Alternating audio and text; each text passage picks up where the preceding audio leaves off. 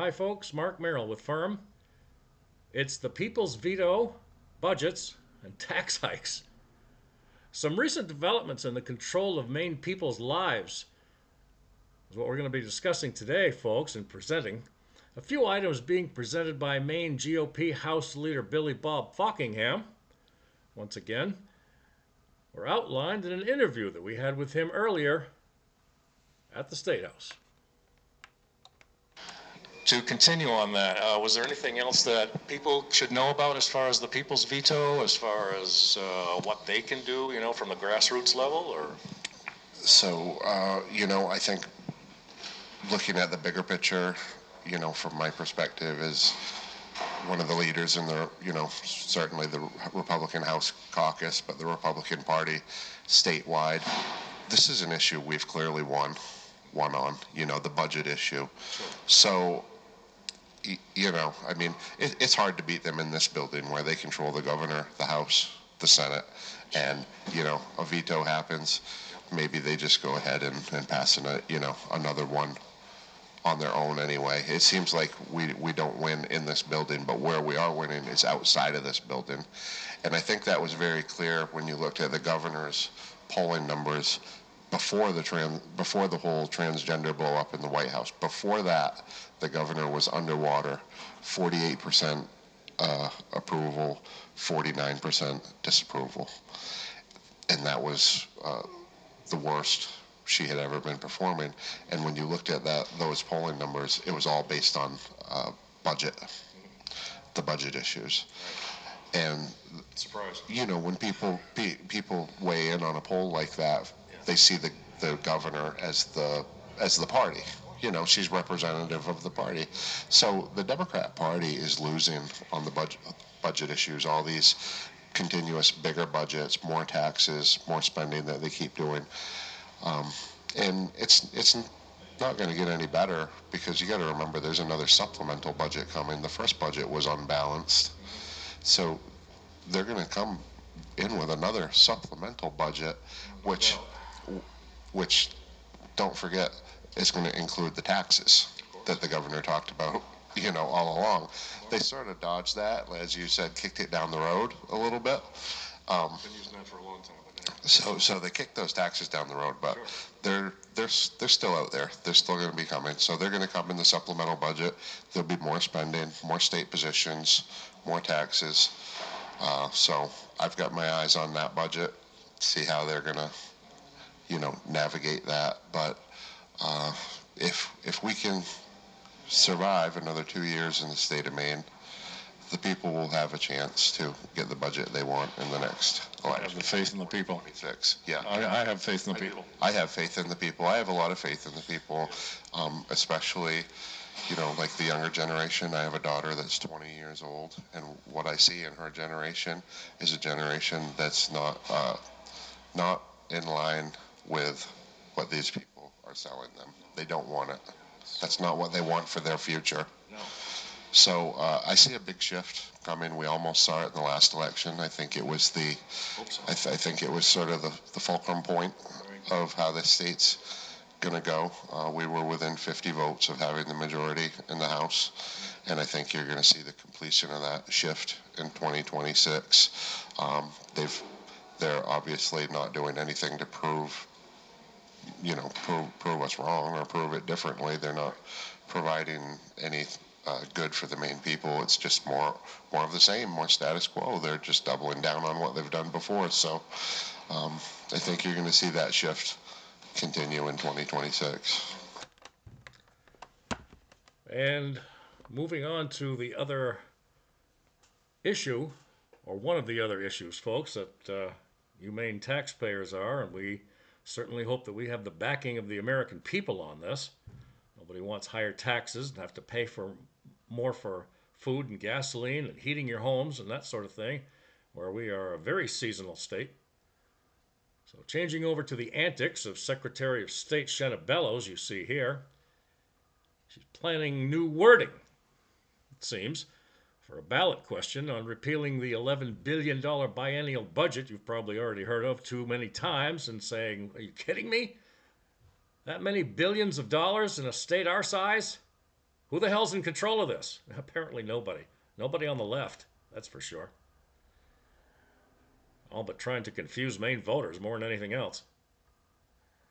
But House GOP Representative Gary Drinkwater of Milford, we don't have a picture of him, but he's outlined in a brief statement during a radio interview on April the 11th, not too far back.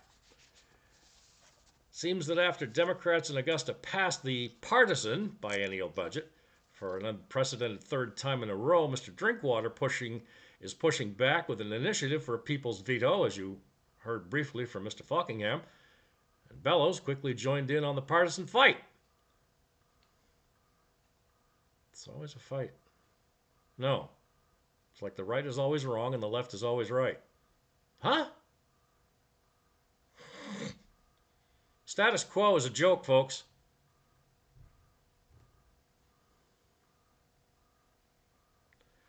The People's Veto efforts have been going on to referendum 29 times since 1909. How about that one, folks? 116 years and counting. Wording of the question that goes on the ballot in each instance is critical to understanding whether they were ultimately successful or not. Mr. Drinkwater submitted the required paperwork for the People's Veto to repeal the $11 billion back in late March. He received the wording for the question from Secretary Bellows, and she was not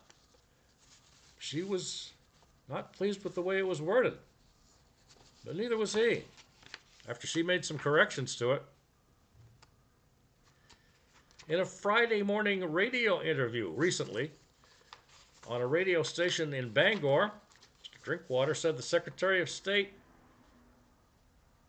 and her loyalty needs to be with the Constitution, not the Democrat Party.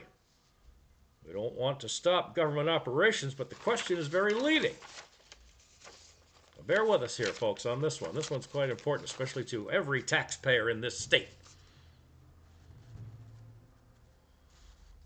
Now, as it says, folks, Mr. Drinkwater's statement is backed up by Bellows' history of partisan actions in leading ballot questions.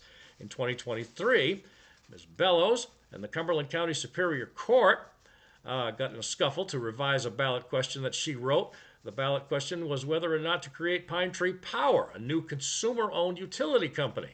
The court ruled that the question written by Bellows could mislead voters and ordered the Secretary of State to revise the wording, but she appealed that decision to the Maine Supreme Judicial Court, where she ultimately lost. I think you'd learn, wouldn't you?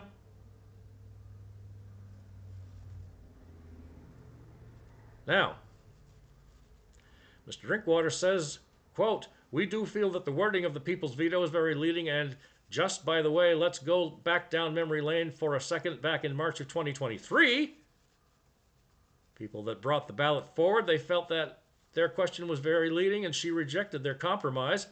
They ended up running to the courthouse, and the judge told the secretary to change the wording. Drinkwater and his team also suggested compromise language to Bellows. That was rejected. The People's Veto ballot question drafted by Secretary Bellows read like this: do you want to stop most state government operations and programs, including new and ongoing state funding for cities, towns, and schools, by rejecting the state's 2-year budget? In contrast, listen to the difference. Mr. Drinkwater proposed, shall the 2026-27 state budget be repealed and replaced? She doesn't talk about that.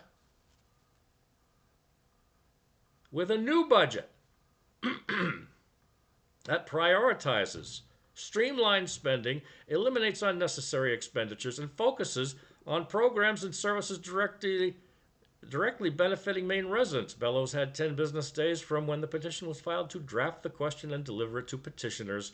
But of course, appeals of the question's wording also had to be filed within those 10 days. By taking the full 10 days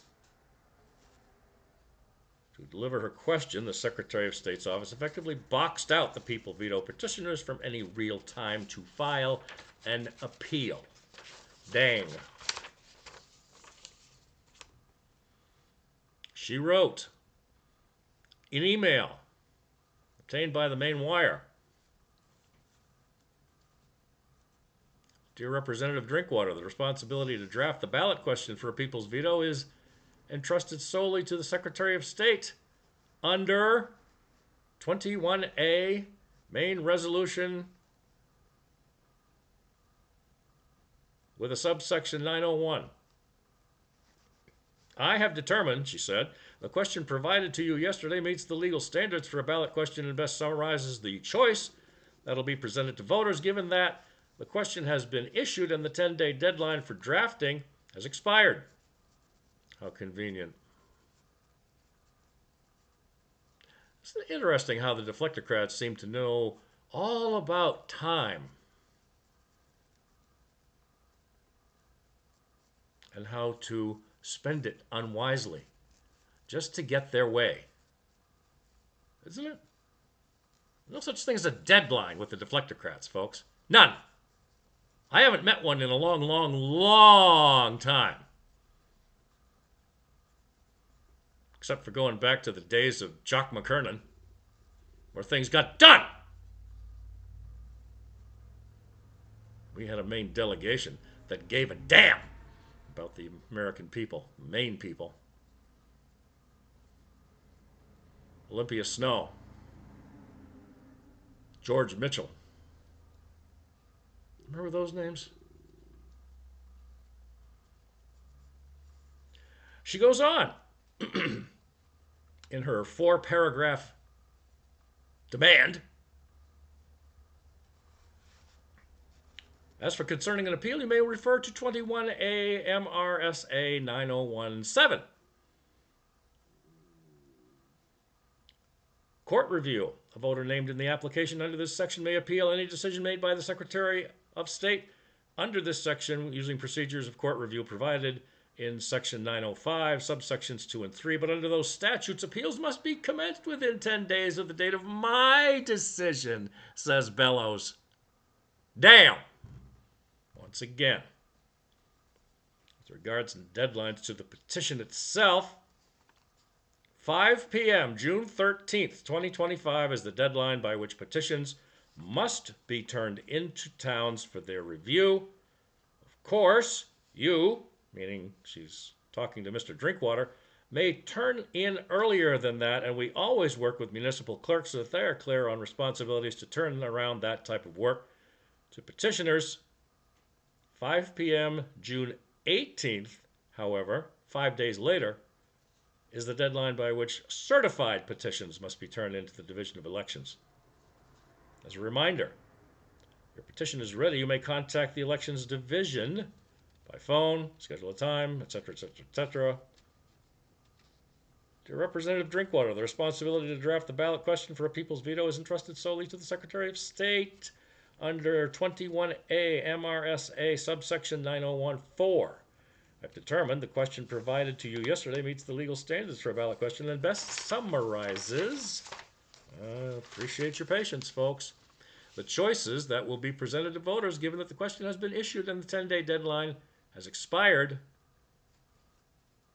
Under court review, a voter named in an application under this section may appeal any decision made by the Secretary of State under this section using the procedures for court review provided for in Section 905, Sections 2 and 3, subsections. Under those statutes, appeals must be commenced within 10 days, and so on and so forth, as she said. On the radio interview, Mr. Drinkwater said he did not rule out legal action to have the question revised by a court order in the same manner as the Pine Tree Power question. He said she's got a lot of power, meaning Bellows, when it comes to the wording, but she has to remember that the court can change the wording. It's a very leading question.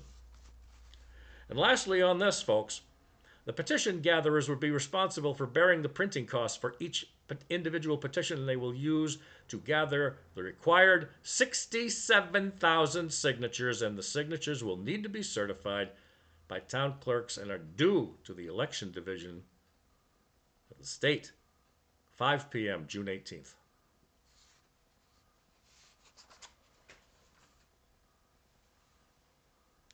She kind of got caught with her foot in her mouth recently, folks, and we're going to play that for you right now because this chick is not to be believed. She really blew it with this one. And you all know this very well. Federal law trumps any state law.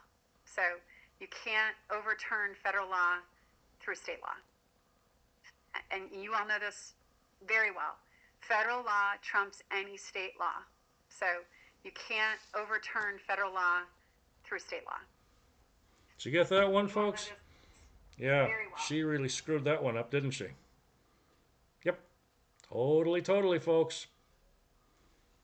Just like when she was trying to ban Donald Trump from the national elections back in early 2024. Sneak and dodge and deflect and deny, folks. Seems that's all the Maine Democrats want to do. Keep manipulating the facts and also control. What kind of control? This power and control that they keep speaking of since just before Biden took office. His high senility self. Control over the plain truth. Cut budgets and taxes in our favor. When's that ever going to happen? Again.